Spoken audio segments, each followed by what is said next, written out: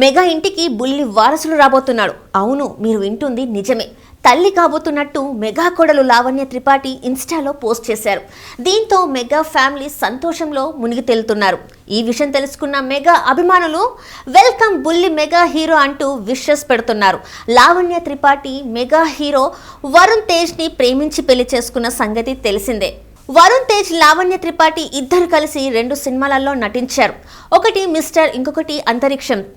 ఈ సినిమాలో వీరిద్దరూ జంటగా కనిపించారు. ఆ టైంలో పరిచయం కాస్త ప్రేమగా మారింది. లావణ్య త్రిపాఠితో ప్రేమాయణం సాగించిన వరుణ్ తేజ్ తమ ప్రేమను పెళ్లి వరకు తీసుకెళ్లాడు.